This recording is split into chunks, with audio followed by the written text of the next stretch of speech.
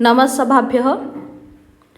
The contents shown on this channel are equally important for English medium students as well as for Marathi medium students.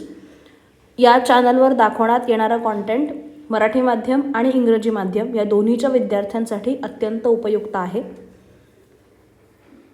आता कारक विभक्तीच्या पुढील भागाकडे आपण वळूया. We have seen प्रथमा, द्वितीया, तृतीया, चतुर्थी विभक्ती in the earlier part. Let us proceed with the remaining part in this video, that is from Panchami to Saptami. एक वाक्य बघूया पुन्हा एकदा. वृक्षात फलम पतती. Let us take a look at this sentence. वृक्षात फलम पतती. काय बरं ह्या वाक्याचा अर्थ आहे? फलम पतती, फळ पडतंय. The fruit is falling. कुठून पडतंय? तर वृक्षात फलम पतती, झाडावरून फळ पडतंय. आता हे जे वृक्षात हा जो शब्द आहे ना, याला एक टर्म वापरली जाते आणि ते म्हणजे अपादानम. अपादानम म्हणजे काय? ज्यापासून विलग होत आहे किंवा विलग झाले आहे त्यास अपादान असे म्हणतात. आता फळ जेव्हा खाली पडलं तेव्हा ते झाडापासून, वृक्षापासून विलग झालं आणि ते खाली पडलं. तर वृक्ष याला अपादान असं म्हणतात. ओरिजिन ऑफ सेपरेशन इज अपादान. When the fruit falls from the tree, the fruit is separated from the tree and then it falls down. Right? So, the origin, or we can say in simple words, the point of separation is apadanam. Okay? अपादानम नेहमी पंचमी विभक्तीमध्येच असते. कुठून फळ पडतंय? कस्मात फलम पतती? वृक्षात फलम पतती. वृक्षात म्हणजेच अपादान नेहमी पंचमीत आहे. The word which tells us about apadan, the point of separation is always in Panchami Vibhakti. For example, Jalam akashat patati. The water, पाणी आकाशात, from the sky, आकाशातून पडते.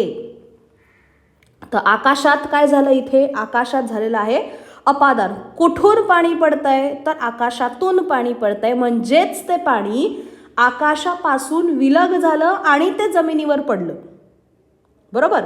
The water has been separated from the sky, और we can say separated from the clouds and then it has fallen down.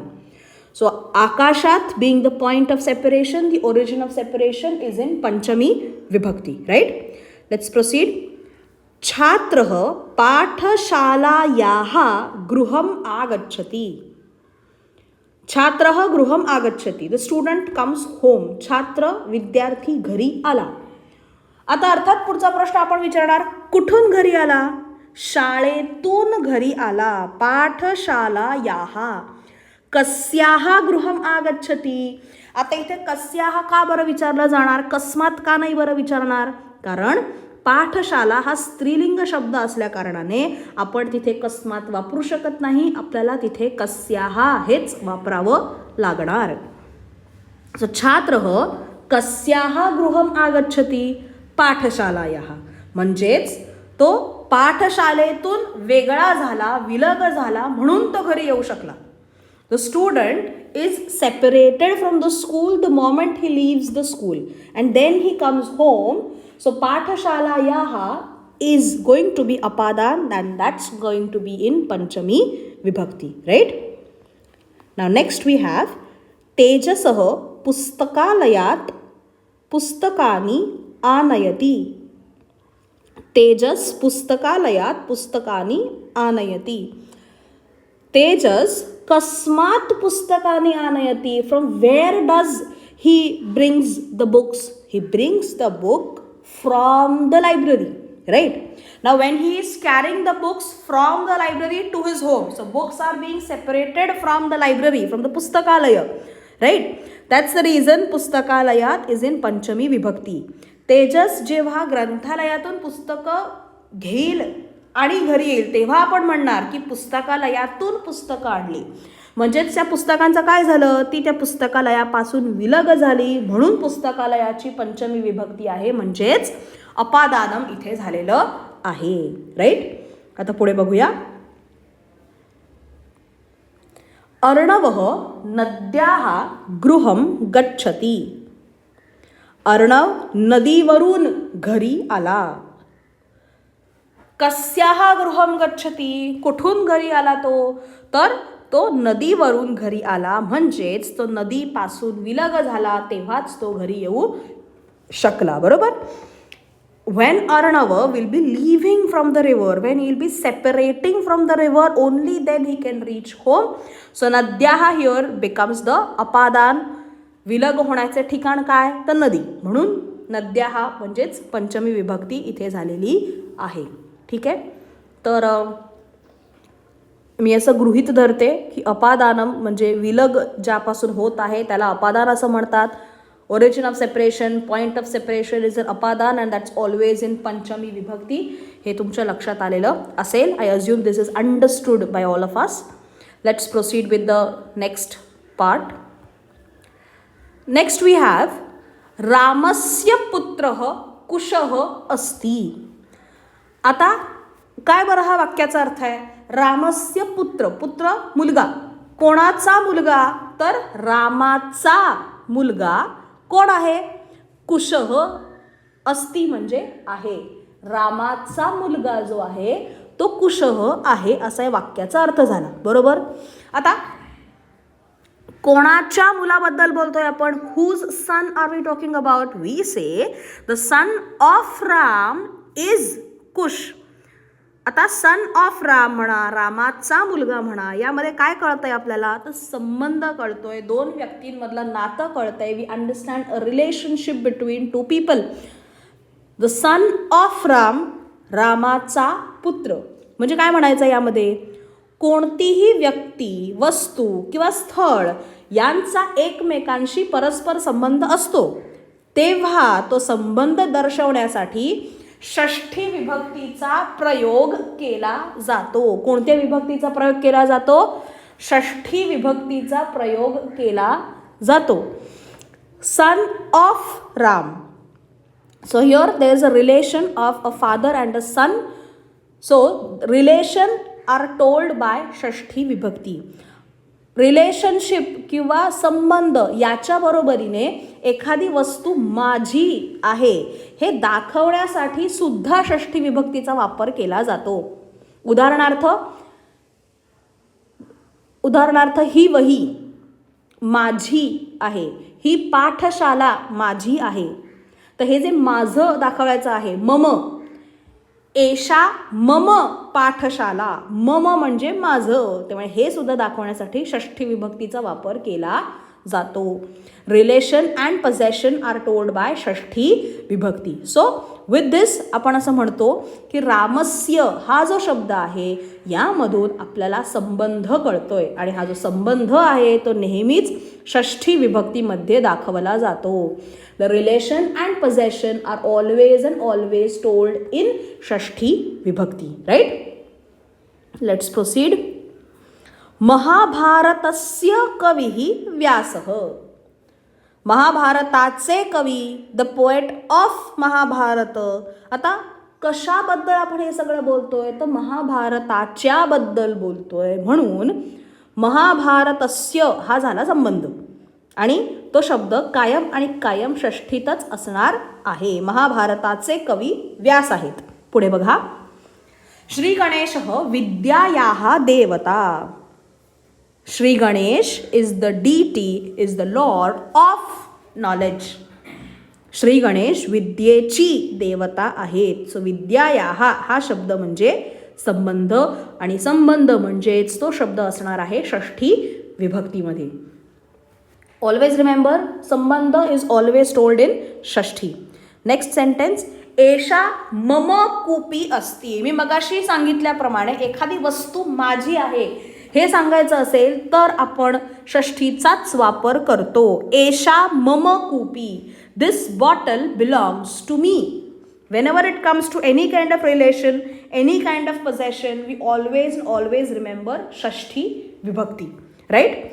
So मम meaning mine, माझं, that gives a संबंध, आणि संबंध इज ऑलवेज टोल्ड इन षष्ठी विभक्ती. Let's proceed to the next one. नद्याः जलम शीतम वर्तते. शीतम म्हणजे थंड. नदीचे पाणी शीतल आहे, थंड आहे. द रिव्हर वॉटर किंवा the water of the river is cold. नद्याः हा जो शब्द आहे दॅट इज इन षष्ठी विभक्ती because we are talking about the water of the river. नदीच्या पाण्याबद्दल आपण बोलतोय, त्यामुळे नदीच्या म्हणजेच नद्याः हे आहे षष्ठी विभक्तीमध्ये. आलं लक्षात? पुढे बघूया. फलम वृक्षे अस्ति. अत्यंत सोपं वाक्य आहे. Where is the fruit. फळ कुठे आहे? तर फळ झाडावर आहे. The fruit is there on the tree.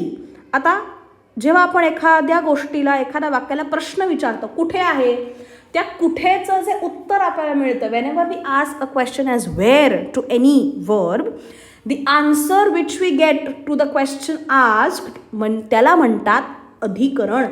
अधिकरण म्हणजे काय? ज्या स्थळावर अथवा वेळेवर क्रिया होते त्यास अधिकरण असे म्हणतात. Time and place are always told in सप्तमी विभक्ती and that is known as अधिकरण. So with this rule in our sentence right now, वृक्षे on the tree becomes the अधिकरण. आपल्या वाक्यामध्ये वृक्षे हे अधिकरण आहे, कारण फळ कुठे आहे? तर फळ वृक्षावर आहे हे आपल्याला माहिती आहे, आणि ती सप्तमी विभक्तीमध्येच अधिकरण दाखवलं जातं. अधिकरण इज ऑलवेज इन सप्तमी विभक्ती. अधिकरण नेहमीच सप्तमीमध्ये असते. उदाहरण बघूया. खगाः वृक्षे निवसन्ति. खगाः कुत्र निवसन्ति? तर वृक्षे. So location is again told here. जागा, स्थळ दाखवलेलं आहे आणि ते कायम सप्तमीत असतं. इथेही सप्तमीत आहे, म्हणून ह्याला आपण म्हणणार अधिकरण. छात्राः विद्यालये पठन्ति. Students study at the school. विद्यार्थी छात्र शाळेत शिकतात. कुठे शिकतात? Where do they learn. Again इथे लोकेशन आलं आहे, स्थळ आलं आहे, त्यामुळे विद्यालये हा शब्द सप्तमीत आहे आणि त्याला आपण म्हणणार आहोत अधिकरण. शीतकाले शुष्क फलानी खादंतु. शीतकाले म्हणजे थंडीत, इन द विंटर्स. शुष्क फलानी ड्रायफ्रूट्स, खादंतु म्हणजे खावेत. One should eat dry fruits in the winter season. आता काय बरं प्रश्न विचारणार आपण? व्हेन, कधी बरं खावेत? सो व्हेन, कधी म्हणजेच काय विचारलं इकडे? तर वेळ विचारली आहे. It is again time that we are talking about. आणि वेळ, काल आणि स्थल दर्शवणारा जो शब्द आहे तो सप्तमीत असल्या कारणाने त्याला आपण म्हणणार अधिकरण. इट्स ऑलवेज इन सप्तमी विभक्ती. प्रातःकाले व्यायामं करणीयम. प्रातःकाले, सकाळी, इन द मॉर्निंग, व्यायामम एक्सरसाइज, करणीयम म्हणजे शुड बी डन, केलाच पाहिजे. कधी, अगेन वेळ विचारलेली आहे आणि वेळेचं गणित किंवा वेळेचं उत्तर जे आहे ते आपल्याला सप्तमी विभक्तीमध्ये मिळालेलं आहे आणि म्हणून सप्तमी म्हणजेच अधिकरण आहे हे आपण समजून घ्यायचं आहे. तर इथे प्रातःकाले अधिकरण आहे कारण ते सप्तमीत आहे. ना students, kindly note one thing. We have done पंचमी, षष्ठी अँड सप्तमी विभक्तीज इन धिस पार्ट. आपण या विभागामध्ये, या भागामध्ये आपण पंचमी, षष्ठी आणि सप्तमी या 3 विभक्त्या आपण इथे बघितलेल्या आहेत. पण आपल्या टॉपिक विषयाचं नाव काय होतं? कारक विभक्ती. ही आता कारक विभक्ती किंवा कारक नुसता जर शब्द आपण बघितला तर त्याच्यामध्ये षष्ठी विभक्ती म्हणजे संबंध हा जो भाग आहे याला कारकामध्ये मोडत नाहीत. का नाही मोडत? कारण जो संबंध आहे, जो षष्ठी विभक्तीतला शब्द आहे त्याचा क्रियापदाशी डायरेक्ट काहीही संबंध नसतो. त्याचा संबंध कुठे येतो? त्याचा संबंध कर्त्याशी येईल फार तर. त्यामुळे संबंध कारकामध्ये मोडत नाही. पण आपण इथे त्याचा अभ्यास केलेला आहे कारण आपण सगळ्या विभक्त्यांचाही अभ्यास करतोय आणि जर षष्ठी विभक्ती आपण सोडली तर विभक्त्यांचा अभ्यास अर्थातच अपूर्ण राहणार आहे. त्यामुळे कारक म्हटलं की प्रथमा, द्वितीया, तृतीया, चतुर्थी, पंचमी आणि सप्तमी एवढेच कारक आहेत. संबंध म्हणजेच षष्टी विभक्ती कारकामध्ये येत नाही हे कृपया लक्षात घेणे.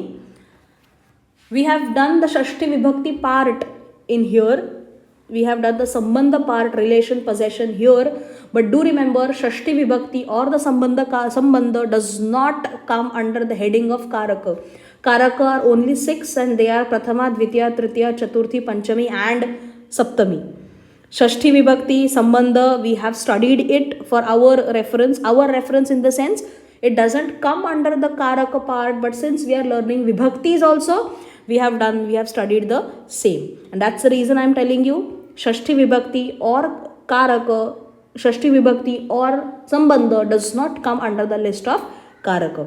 We have only 6 karakas: karta, karma, karana, sampradhan, apadan and adhikaran. So याच बरोबर कारक विभक्ती हे दोन्ही भाग आपण इथे बघून झालेले आहेत. प्रथमा विभक्तीपासून सप्तमी विभक्तीपर्यंत आणि 6 कारकांचा आपण अभ्यास केलेला आहे. मला असं वाटतं की हे 6 कारक उदाहरणांसहित आपल्याला कळलेले असतील. स्टुडंट्स, वी हॅव डन प्रथमा विभक्ती टू सप्तमी विभक्ती. We have taken a look at the 6 कारकस in detail. So I hope that we all present here have understood the कारक विभक्ती ही पार्ट. सो धन्यवाद. जय हिंद, जय भारत.